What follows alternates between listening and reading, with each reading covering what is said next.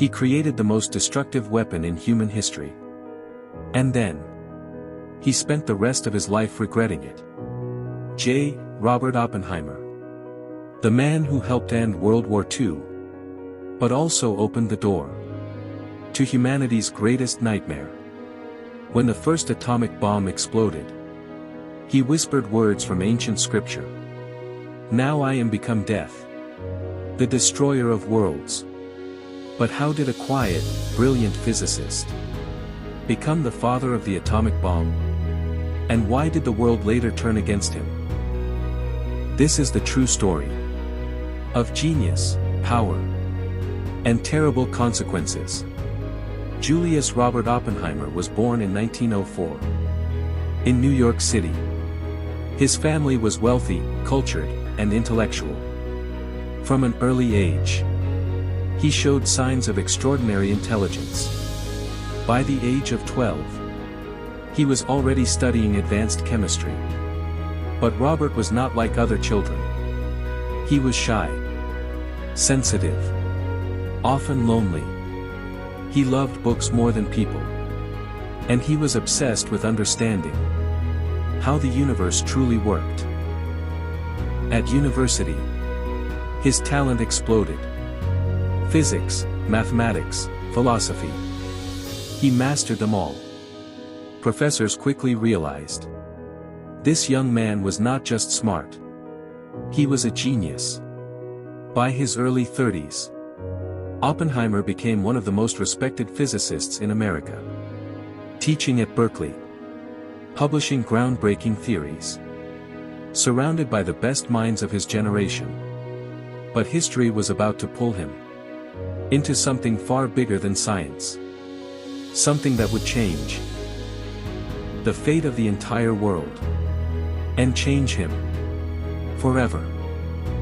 When World War II began, everything changed. Europe was collapsing. Nations were racing to build new weapons. And one terrifying rumor began to spread. Germany might be building a bomb, powered by the atom itself. A weapon so powerful, it could end the war in a single moment.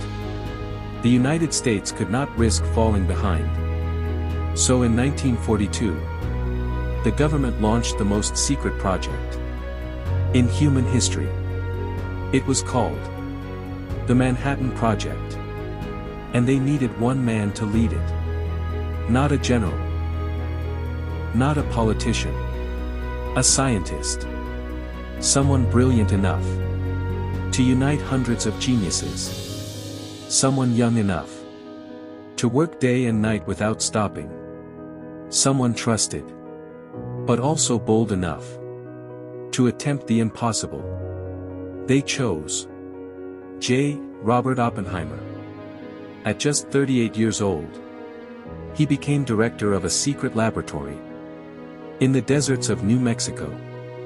The place was called Los Alamos.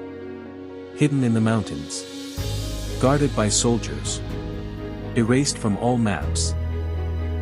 Here, the greatest minds on Earth gathered. Enrico Fermi, Richard Feynman, Edward Teller, all working toward one goal: to unlock the power hidden inside the atom. But the task was almost unimaginable. They had no blueprint, no instructions, no guarantee it would even work. They were trying to create a controlled explosion, stronger than anything humanity had ever seen. Oppenheimer worked relentlessly, barely sleeping, smoking constantly, his thin body growing weaker by the day. The pressure was unbearable. If they failed, Germany might win the war. If they succeeded, they might unleash a force no one could ever control again. And deep inside, Oppenheimer already feared the truth. This invention would not simply end a war. It would change the world forever. By the summer of 1945, the bomb was almost ready. But no one knew what would happen when it finally exploded. Some scientists feared the explosion might ignite the atmosphere and burn the entire planet. Others worried the device might simply fail, or worse, destroy everything within miles. Yet there was no turning back. On July 16, 1945, in the empty desert of New Mexico, they prepared for the first test. The code name was simple: Trinity. At 5:29 in the morning, the countdown began. 10, 9, 8. The scientists hid behind thick glass. Some wore dark goggles. Others turned away in fear. Oppenheimer stood silently. Thin. Pale. Motionless. For years he had dreamed of this moment. Now, he was terrified of it. 3, 2, 1.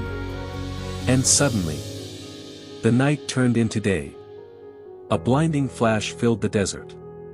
A fireball rose into the sky, brighter than the sun. Then came the shockwave. Windows shattered miles away. The ground trembled. A massive mushroom cloud climbed into the heavens.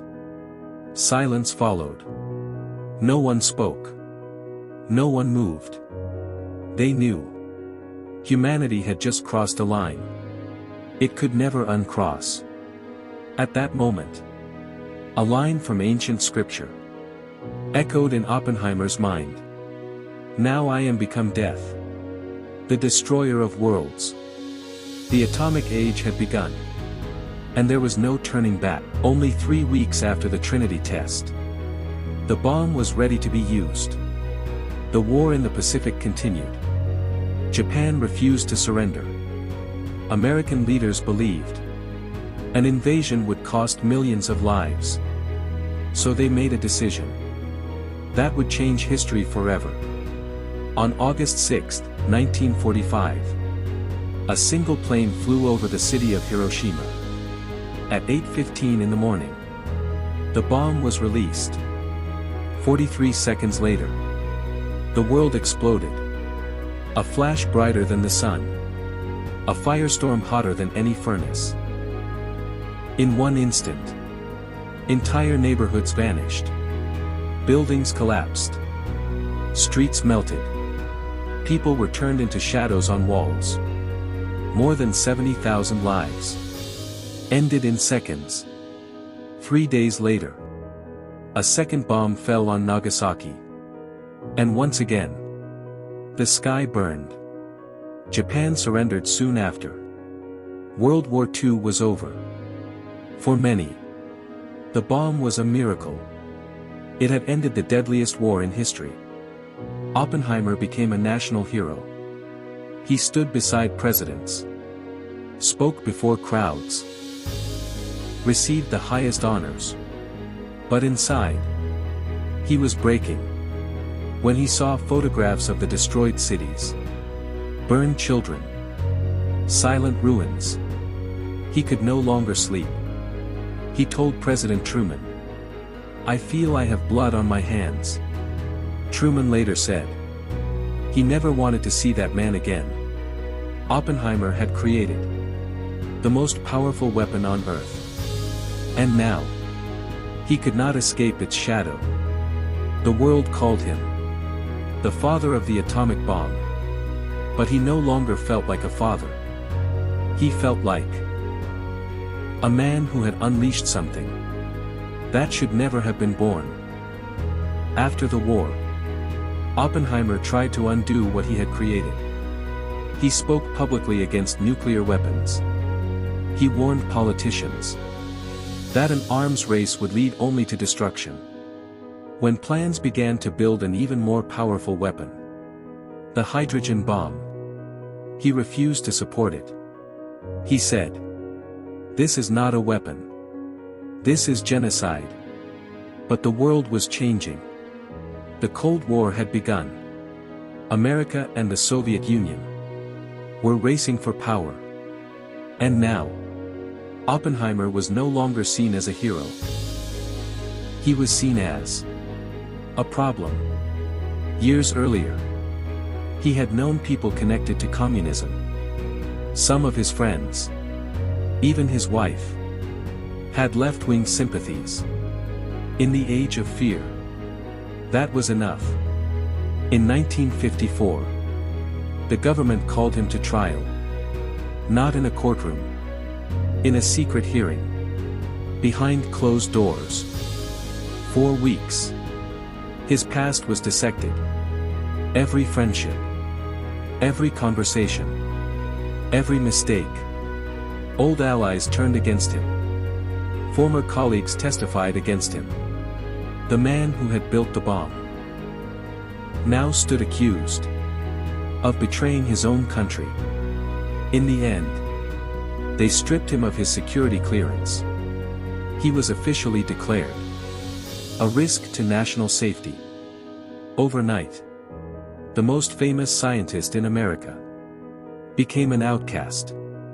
He lost his influence, his power, his voice. Universities closed their doors.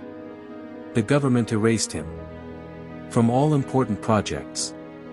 And the man who once stood at the center of history was left alone, watching silently as the nuclear arms race he had warned against grew beyond anyone's control. Years passed. The world moved forward. Missiles filled silos. Warheads filled submarines. Nuclear weapons spread across the planet. And everywhere, the shadow of Oppenheimer remained. He never returned to power. Never led another great project. Never again stood at the center of history. Instead, he became a quiet thinker, walking alone along the beach, teaching small classes, reading poetry, a man haunted by a single moment in the desert. In 1963, almost 10 years after destroying his career, the government finally admitted they had been wrong. They awarded him the highest scientific honor in America. A silent apology. Too late. Oppenheimer accepted it politely. But the damage had already been done. He died in 1967. At the age of 62. No monuments. No parades. No celebrations. Only questions. Was he a hero who ended a terrible war? Or a villain who opened the door to humanity's destruction? Perhaps he was simply a man who proved something terrifying. That science, without wisdom, can destroy the very world it tries to understand. Today, more than 70 years later, nuclear weapons still exist. Still waiting. Still powerful enough to end civilization in minutes. And every time we speak of them, we are still speaking of one man. J. Robert Oppenheimer. The genius who changed the world and paid the ultimate price.